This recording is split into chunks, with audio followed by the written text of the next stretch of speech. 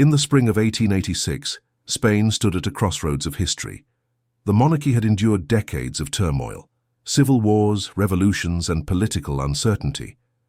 When King Alfonso XIII died unexpectedly at the age of 27, the throne of Spain was left without a ruler. Yet destiny had a curious twist waiting. Just months after his death, his widow, Queen Maria Cristina of Austria, was pregnant. The fate of the Spanish monarchy now rested in the life of the unborn child. Show painting of Queen Maria Cristina, slow zoom in on her mourning portrait. On May 17, 1886, a baby boy was born in Madrid. From the moment he took his first breath, he was declared King Alfonso XIII of Spain.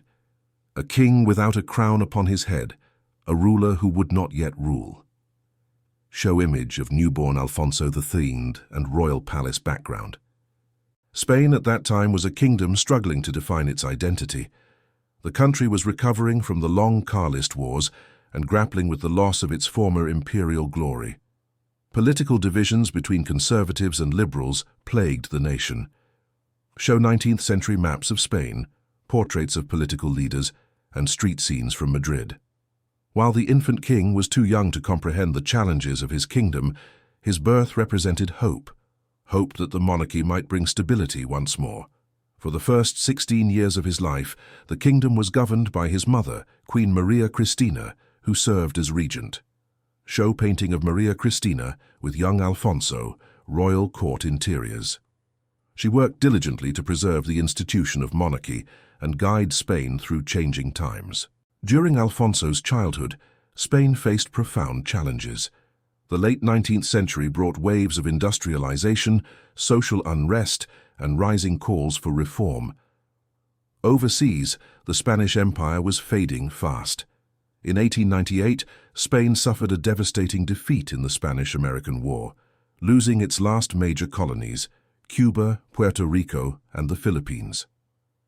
Show vintage maps of Spanish colonies, footage or drawings of naval battles. When he reached 16 years of age in 1902, Alfonso XIII officially assumed the powers of kingship. Show coronation ceremony images, royal palace interiors, crowds cheering. His early reign began with optimism. He was handsome, energetic, and popular with the public. Many saw him as a symbol of renewal. Alfonso was deeply interested in politics and military affairs, often involving himself directly in government decisions. Show Alfonso in military uniform reviewing troops. However, his enthusiasm for power would later become a double-edged sword. Spain's political system was fragile, built upon a carefully balanced alternation of power between conservative and liberal parties, a system known as the Restoration. Alfonso's interference and frequent change of governments undermined this stability. Throughout the early years of the 20th century, Spain struggled to modernize. Industrial workers demanded rights, regional nationalisms grew stronger, particularly in Catalonia and the Basque Country, and rural poverty remained widespread. Show early factory footage, Catalan flags, and peasant life in rural Spain. Alfonso tried to modernize the army and promote national unity, but his policies often deepened divisions instead of healing them. One of the darkest moments of his early reign came in 1909 during the so-called Tragic Week in Barcelona, when protests against the draft for Morocco turned into violent clashes. Show historical photos of Barcelona riots and burning churches. The government's brutal repression caused widespread outrage and stained Alfonso's reputation. In his personal life, Alfonso married Princess Victoria Eugenie of Battenberg in 1906, a granddaughter of Britain's Queen Victoria. Show royal wedding footage or portraits. Their marriage was meant to strengthen ties with Britain and enhance Spain's prestige in Europe. The royal wedding, however, was marred by tragedy. As the couple rode through Madrid in their carriage, an anarchist threw a bomb at them, killing several bystanders but leaving the king and queen unharmed. Show black and white photos of the aftermath, soldiers running, damaged carriage. This shocking event foreshadowed the instability that would mark Alfonso's reign. Over time, their marriage faced difficulties. The couple's first son was born with haemophilia, inherited from Queen Victoria's line, which caused great distress within the royal family. show family portraits with somber tone. Despite these personal and political troubles, Alfonso XIII tried to project an image of a modern monarch. He supported scientific progress, encouraged aviation, and even appeared in early films, a novelty at the time. Show early airplane footage, Alfonso with pilots, film reels. Yet, his reign coincided with deepening political polarization. During World War I, Spain remained neutral, which allowed its economy to grow but also widened the gap between rich and poor. Show factories, dock workers, and luxurious Madrid cafes. Social tensions increased and strikes became common. Alfonso's attempts to mediate often failed, as the country's political system seemed increasingly outdated. In the 1920s, the situation in Spain deteriorated further. Corruption, unemployment, and unrest spread across the nation. In 1921, Spanish troops suffered a catastrophic defeat in Morocco at the Battle of Annual, where thousands of soldiers died. Show desert battle maps and archival photos of Spanish troops. The public demanded answers, and many blamed the government and even the king himself for the disaster. Facing growing unrest, Alfonso decided to support a military coup led by General Miguel Primo de Rivera in 1923. Show image of Primo de Rivera, soldiers marching through Madrid. The general established a military dictatorship, promising to restore order and rebuild the nation. At first, the coup seemed to bring stability. Alfonso believed he had found a solution to Spain's chaos. But by aligning himself with an authoritarian regime, he distanced himself from constitutional rule and alienated many of his former supporters. The dictatorship of Primo de Rivera lasted 7 years, show roads, factories, and public works construction. While it achieved some economic and infrastructure improvements, it failed to address Spain's deeper social and political problems. By 1930, the regime had lost support from both the army and the public. When Primo de Rivera resigned and went into exile, Alfonso XIII found himself exposed. The Spanish people no longer trusted him. He had been king since birth, but after decades of political missteps, many now saw him as the symbol of the nation's failures.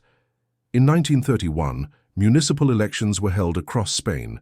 Though the elections were local, they became a referendum on the monarchy itself. Show election posters, ballot boxes, crowds in the streets.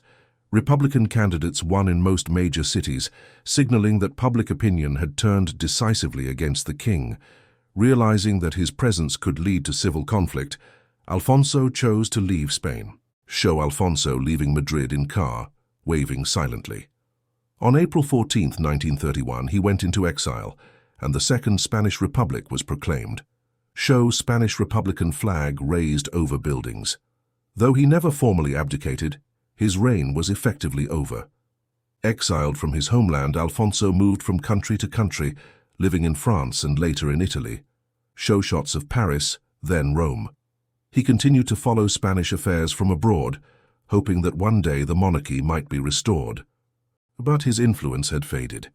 In 1941, weakened by illness and regret, he abdicated in favor of his son, Juan de Borbon, and soon after died in Rome. Show his final portrait and funeral procession. His body was later brought back to Spain after the monarchy was restored under his grandson, King Juan Carlos I, in the late 20th century. Show coronation of Juan Carlos and modern Spanish royal scenes. Alfonso XIII's life remains a study in contrasts. Born a king, he reigned during one of Spain's most turbulent eras. He witnessed the collapse of the old empire, the rise of modern politics, the brief return of dictatorship, and the fall of his own throne. To some, he was a patriotic monarch who tried to modernize his country and preserve its unity. To others, he was a symbol of arrogance and poor judgment, whose decisions paved the way for Spain's instability and eventual civil war. Show split images of Alfonso, young, proud king versus exiled old man. Yet history often remembers Alfonso XIII not only for his failures but also for his symbolism. His life marked the end of an era, the end of the old Bourbon monarchy that had ruled Spain for centuries. When he left the country in 1931, it was not just a king who departed, but the last shadow of a bygone world. His reign stands as a reflection of Spain's struggle to reconcile tradition with modernity, monarchy with democracy, and pride with reality. Show slow fade between old royal portraits and modern Spain cityscape. Today, when we look back at Alfonso XIII's story, we see the image of a man caught between two centuries. Born into a royal destiny he could neither escape nor fully control. His reign tells us that kingship is not only about crowns or ceremonies, but about the burden of leadership in times of change.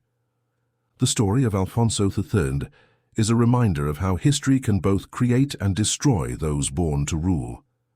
End with royal music, fade out on the royal era logo.